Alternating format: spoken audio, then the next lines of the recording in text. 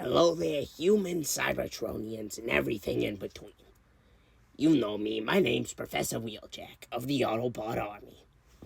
Today, I'm starting a new series. This one's called My Transformer Collection, One Day at a Time.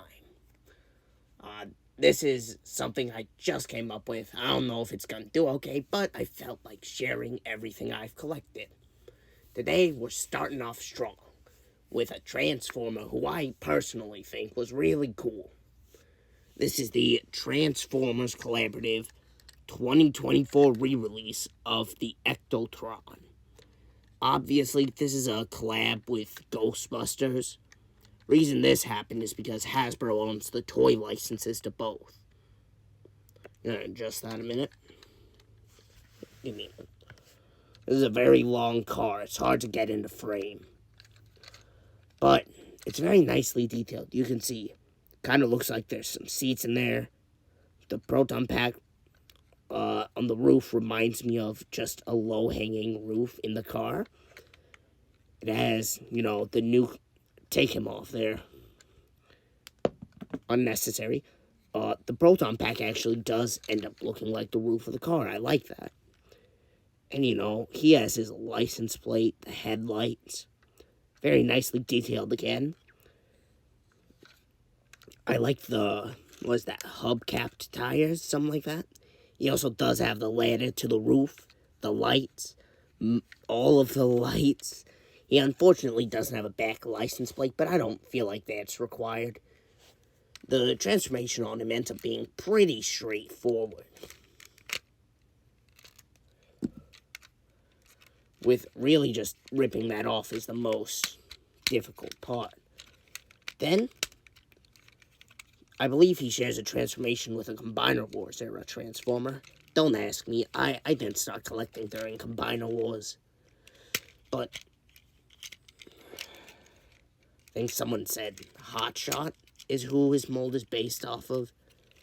I don't know. Look at the transformation and you tell me. So then, you have his feet. Because you just have to pull them down, extend them, open that up, lock in the leg, with the ladder down for this one. Then you pull down the toe and fold out the heel. Then to do the arms, you just kind of yank them apart, spin them around.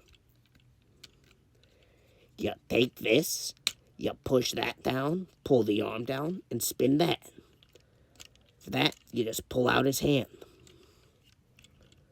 For this, you just gotta take that, do the same thing. The exact same thing. Pull it out, extend it, pull out the hand, yada, yada, yada. Then for this, you just take out his head, and boom, you got the robot. However, there is something else that we need to do, because he does have an accessory, so we're gonna set him on the back burner a minute. We're gonna take this. This is what was once the roof. You gotta pop that off. Take this piece. Fold it out to the side. Fold this up. Grab this golden piece right here. You're gonna want to find that hole. This is hard to do. I'm looking through a camera as I'm doing this. I'm sorry. It's gonna take me a minute. Also, it is rubber, so it won't break. But that just makes it more annoying. Anyways, then you grab it in the proton pack. Please focus. All right, there we go. You're just gonna... Oh, come on. There. Yes. Come on, focus. Focus. Hey. Come on. Come on.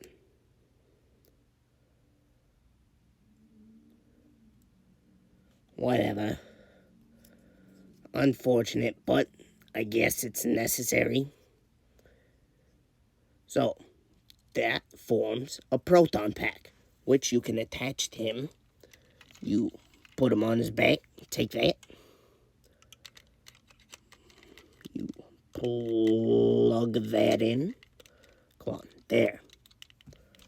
You got your proton pack. You take the gun, and you just put it in his hand. Pretty standard, straightforward. Sorry, that's all I can think of. I gotta grab the other guy.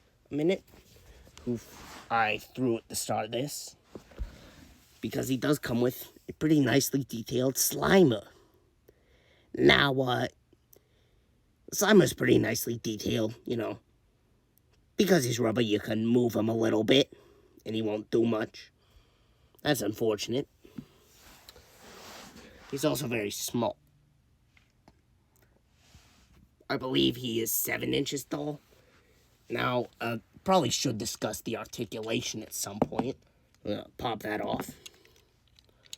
His articulation.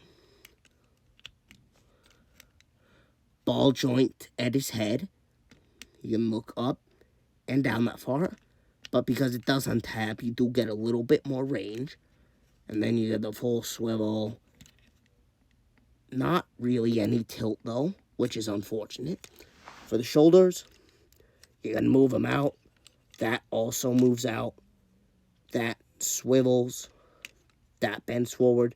Technical double arm bend, I suppose.